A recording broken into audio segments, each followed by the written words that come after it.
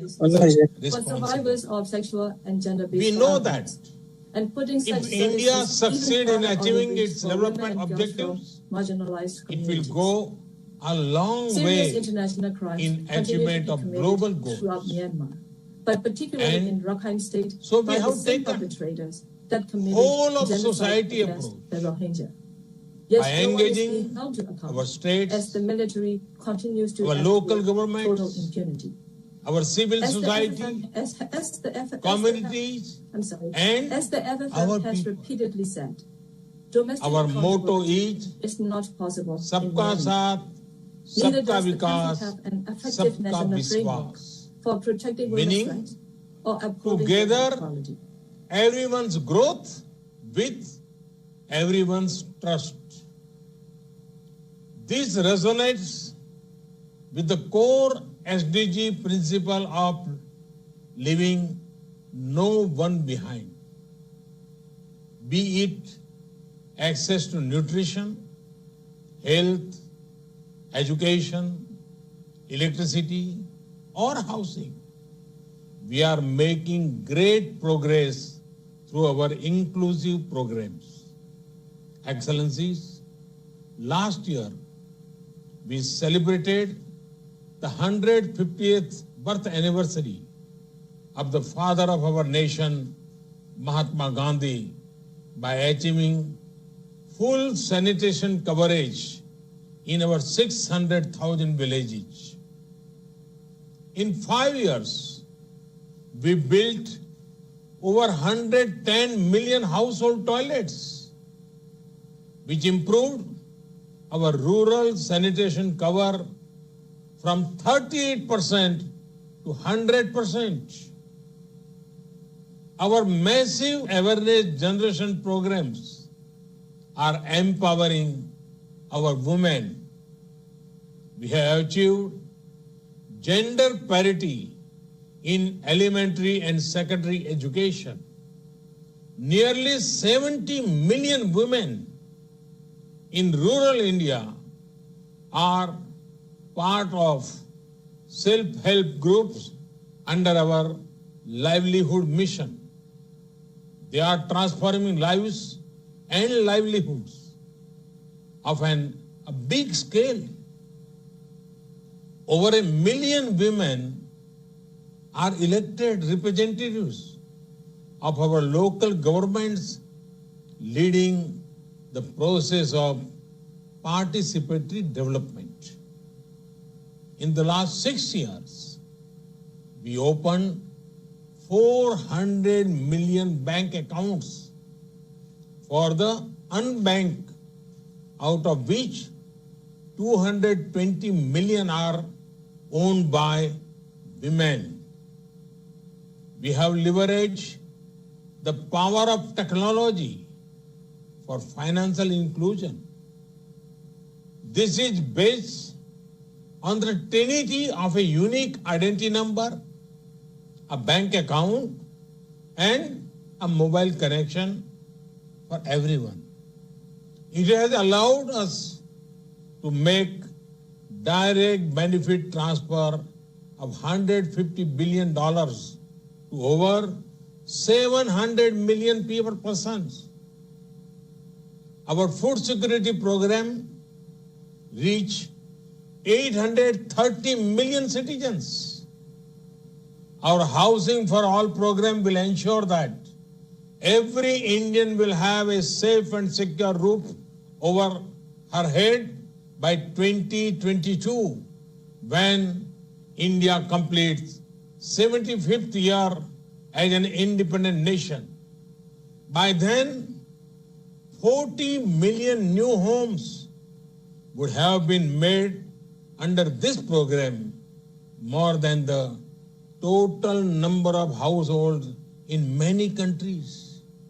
Today, our Ayushman Bharat scheme is the world's largest health protection program, covering 500 million individuals. In the fight against COVID, our grassroots health system is helping India ensure one of the best recovery rates in the world. We are also on track to remove TB by 2025.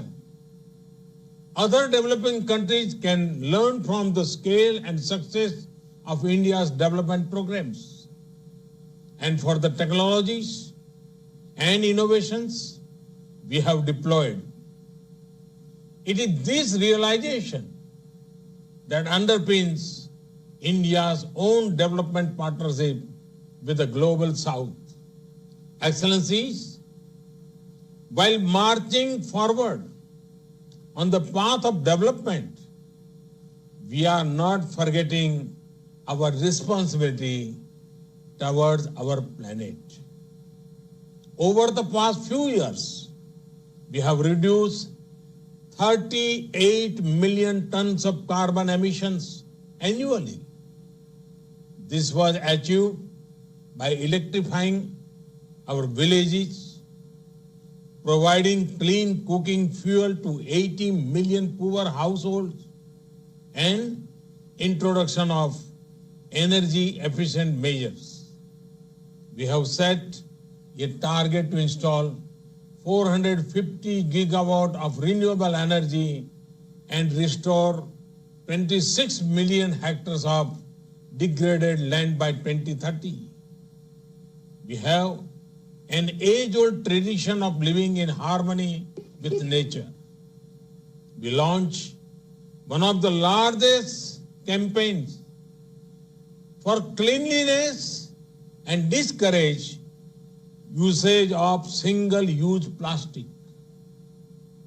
Internationally, our initiative to set up the International Solar Alliance was a practical manifestation of climate action. Similarly, the Coalition of Disaster Resilience Infrastructure brings together all relevant stakeholders for a comprehensive approach. We have always prided ourselves as the first responder in our region, a friend in need, be it earthquakes, cyclones, Ebola crises, or any other natural or man-made crisis. India has responded with speed and solidarity. In our joint fight against COVID, we have extended medical and other assistance to over 150 countries. We also helped create a SARC COVID emergency fund in our neighborhood. Excellencies, the COVID-19 pandemic has severely tested the resilience of all nations. In India, we have tried to make the fight against the pandemic a people's movement by combining the efforts of government and civil society. We have given the highest priority to reach benefits to poor households. We have announced a package of more than $300 billion. It will bring the economy back on track, build modern infrastructure, and put in place a technology-driven system. We have put forward a vision of Atmanirbhar Bharat, a self-reliant and resilient India, integrated with the global economy. Excellencies, India firmly believes that the path to achieve sustainable peace and prosperity is through multilateralism. As children of planet Earth, we must join hands to address our common challenges and achieve our common goals. However, multilateralism needs to represent the reality of the contemporary world. Only reform multilateralism with a reform United Nations as its center can meet the aspirations of humanity.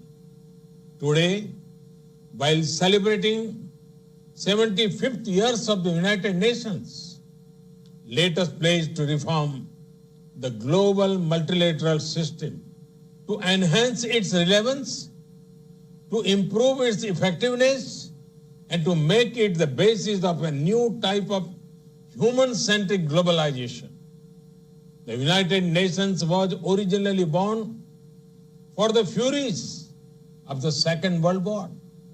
Today, the fury of pandemic provides the context for its rebirth and reform. Let us not lose this chance. Excellencies, India has been elected to the United Nations Security Council at this very important time.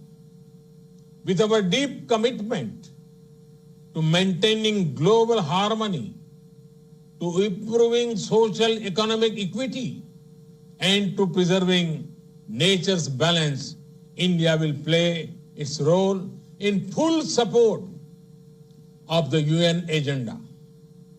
Namaskar. Thank you very much. Thanks. We were listening into the Indian Prime Minister Narendra Modi addressing the UN Economic and Social Council, a crucial address there. He spoke on various issues, including this year's theme of multilateralism, and spoke about the aim to create coherent actions and policies and how India will further the United Nations agenda on that front.